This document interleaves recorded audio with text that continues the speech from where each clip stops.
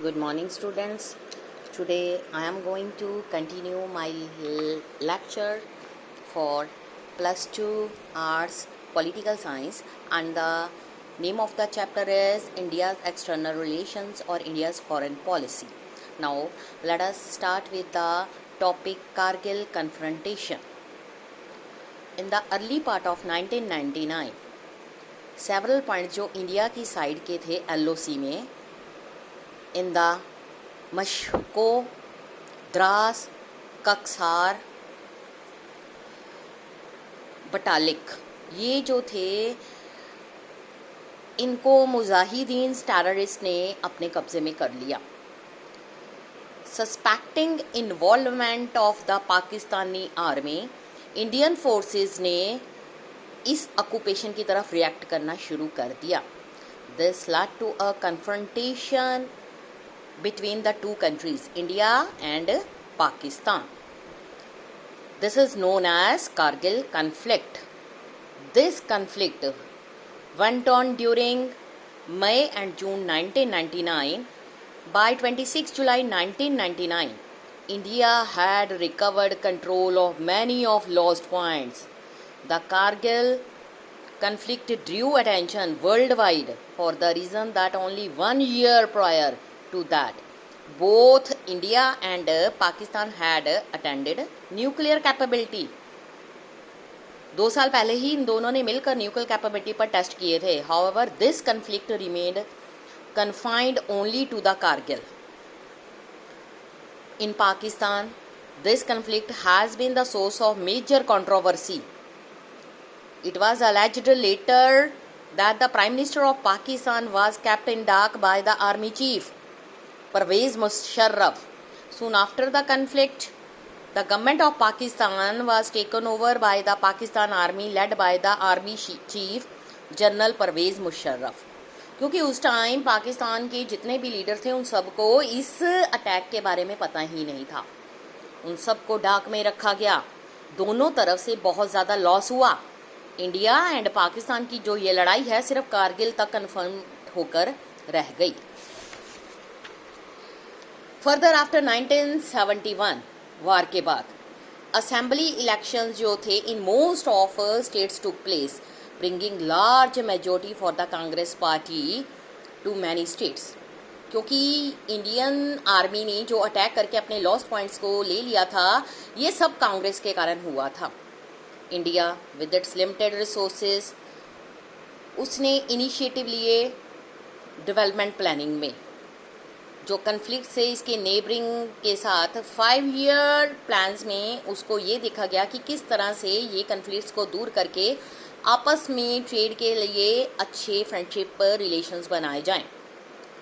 जो scar resources थे वह diverted to the defence sector, specially after 1962 attack जो हुआ था, as India had to embark on a military modernisation drive.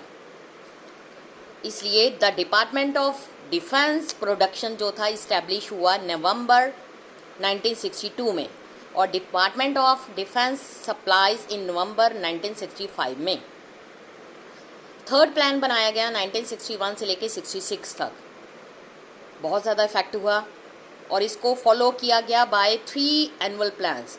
Fourth plan जो था सिर्फ 1969 तक ही इनिशिएटेड हुआ.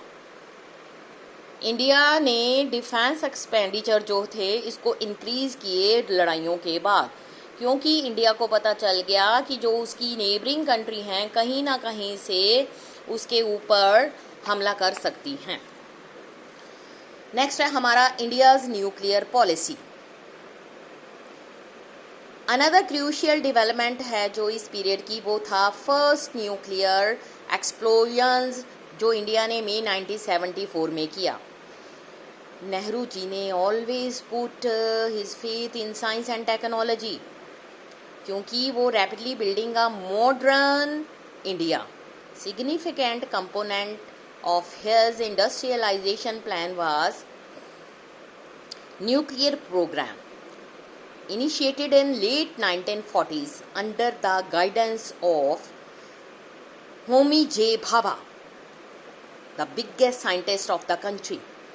इंडिया जो था generate atomic energy for peaceful purposes, लेकिन Nehru ji was against nuclear weapons, so he pleaded with the super power for comprehensive nuclear disarmament. इसके लिए उन्होंने ट्रीटी को साइन भी किया और सीटीबीटी को रिफ्यूज कर दिया। हाउएवर न्यूक्लियर आर्सेनल जो थे उनको फिर भी ये देश बढ़ाते रहे। जब कम्युनिस्ट चाइना ने कंडक्ट किया न्यूक्लियर टेस्ट इन अक्टूबर 1964, 5 न्यूक्लियर वेपन पावर्स नाम थे US, USSR, UK, France, China. उस टाइम चाइना को ताइवान ने रिप्रेजेंट किया था। ये पांचों परमानेंट मेंबर थे यूनाइटेड नेशन ऑर्गेनाइजेशन की सिक्योरिटी काउंसिल के। इन्होंने ट्राई किया कि nuclear non proliferation treaty NPT of 1968 को इम्पोज किया जाए rest of the world accept India. India always consider जो एनपीटी एज अ डिस्क्रिमिनेटरी, इसलिए हमेशा उसने इसको डिस्क्रिमिनेटरी समझा था और इसको रिफ्यूज़ कर दिया कि वो इसको साइन नहीं करेगा। जब इंडिया ने अपना फर्स्ट न्यूक्लियर टेस्ट कंडक्ट किया, it was termed as a peaceful explosion. India argue करता था कि it was committed to the policy of using nuclear power only for peaceful purpose. जब न्यूक्लियर टेस्ट कंडक्ट किए गए, India के लिए ये एक बहुत ही डिफ़िकल्ट पीरियड था उसकी डोमेस्टिक पॉलिटिक्स के लिए। अरब इजराइल वॉर उस टाइम चल रही थी 1973 में। सारा का सारा वर्ल्ड जो था ऑयल शॉक के कारण अफेक्टेड हो चुका था। Massive hike in oil prices Arab nation ने कर दिए थे। It led to economic turmoil in India also, जिसके कारण इंडिया में हाई इन्फ्लेशन आ गई। बहुत सारे एजिटेशंस जो थे इस कंट्री में उस टाइम चल रहे थे, including nation wide railway strike भी चल रही थी। There are minor differences among political parties about how to conduct external relations. जो इंडिया की पॉलिटिक्स थी generally marked broad agreement among the parties on national integration, क्योंकि सभी लोग प्रोटेक्शन चाहते थे इंटरनेशनल बाउंड्रीज की, और ये एक क्वेश्चन था नेशनल इंटरेस्ट का। इसलिए हमने ये फाइंड किया कि जो course of the decade of 1962 से 1971 जब इंडिया ने फेस किया 3 वार्स, उसके बाद डिफरेंट पार्टीज पावर में आ गई। लड़ाई के बाद जो फॉरेन पॉलिसी है उसने अलग अलग पॉलिटिकल पार्टीज के साथ एक लिमिटेड रोल को प्ले किया। इंडियाज़ न्यूक्लियर प्रोग्राम, इंडिया ने हमेशा ही इंटरनेशनल ट्रीटीज़ को अपोज किया। उस एम जो था non proliferation, since they were selectively applicable to non nuclear powers. ठीक है, लेजिटिमेट क्या हुआ कि जो monopoly of 5 nuclear weapon power की थी उनकी बन गई। इंडिया ने अपोज कर दिया indefinite extension of NPT in 1995। उसने ये भी रिफ्यूज़ कर दिया कि वो CTBT comprehensive test ban treaty को भी साइन नहीं करेगा। इंडिया ने न्यूक्लियर टेस्ट की एक सीरीज़ को कंडक्ट किया in May 1998, demonstrating its capacity to use nuclear energy for military purpose. Pakistan ने इसको फॉलो किया, increasing the vulnerability of region to a nuclear exchange, ताकि दोनों में रिलेशन जो हैं वो भी फ्रेंडली बन सकें। इंटरनेशनल कम्युनिटी जो उस टाइम थी extremely critical of nuclear test in subcontinent and sanctions were imposed on both India and Pakistan which were subsequently waived. India के जो nuclear doctrine of credible minimum nuclear deterrence professes no first use, ये मतलब था। और जो रिट्रेट्स India's commitment जो थी global world के लिए, verifiable non discriminately nuclear disarmament leading to nuclear weapons free world, ये इंडिया बनाना चाहता था, मेन उसका मकसद था। लेकिन फिर बाद में क्या हुआ, shifting alliances in world politics. 6 chapter में जिसमें बताया गया है, और चैप्टर 9 में बहुत सारे नॉन कांग्रेस गवर्नमेंट्स जो हैं पावर में आई ड्यूरिंग 1977। ये वो टाइम था जब पूरा वर्ल्ड पॉलिटिक्स चेंजिंग हो रहा था। What did it mean for India's external relations? Janata party government जो है पावर में आई 1977 में, उसने अनाउंस किया कि it would follow genuine non alignment, जो पंडित जवाहरलाल नेहरू ने शुरू की थी। ये भी इम्प्लाई किया गया कि प्रो सोवियत टिल्ट जो है foreign policy will be corrected. उसके बाद all governments, Congress and non Congress, उसने इनिशिएटिव्स लिए for restoring better relation with China and entering into close ties with US. जो इंडिया की पॉलिटिक्स थी पॉपुलर माइंड में हो चुकी थी। इंडियाज़ की फॉरेन पॉलिसी हमेशा ही क्लोजली लिंक्ड थे विद इन 2 क्वेश्चंस के। पहला, one is India stand by Pakistan and the other is Indo as US relation. Post 1990 जो पीरियड था, रूलिंग पार्टीज जो थी उन्होंने क्रिटिसाइज किया for their pro US foreign policy. Foreign policy को हमेशा ही डिक्टेटेड किया जाता है ideas of national interest. In period of 1990 Russia continues to be an important friend of India, लेकिन उसने अपना ग्लोबल प्रीमिनेंस खो चुका था। इंडियाज़ की जो फॉरेन पॉलिसी थी शिफ्टेड हो गई to more pro US strategy.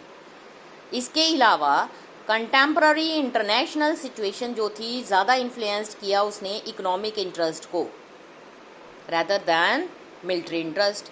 उसके बाद क्या हुआ, इसने एक इम्पैक्ट डाला इंडिया की फॉरेन पॉलिसी को चॉइसेस पर। At same time Indo Pakistan relations जो हैं विटनेस्ड हो गए many new developments during this period. लेकिन जो कश्मीर का इशू था कंटिन्यूज रहा to be the main issue between 2 countries. बहुत सारे एफर्ट्स किए गए सॉरी, ताकि इनके जो रिलेशंस हैं उनको नॉर्मल बनाया जा सके। इसमें इट मीन्स दैट जो कल्चर एक्सचेंजेस थे, movement of citizens, economic corporation, उसको एनकरेज किया गया बोथ कंट्रीज में। Do you know that a train and a bus service जो है operate between these 2 countries, border from Pakistan and India near Amritsar. This has been a major achievement of recent time, but that could not avoid near war situation from emerging in 1999. Even after this setback to the peace process, efforts negotiating durable peace have been going on. India अपने पाकिस्तान और China के साथ relations को सुधारने के लिए बहुत ज़्यादा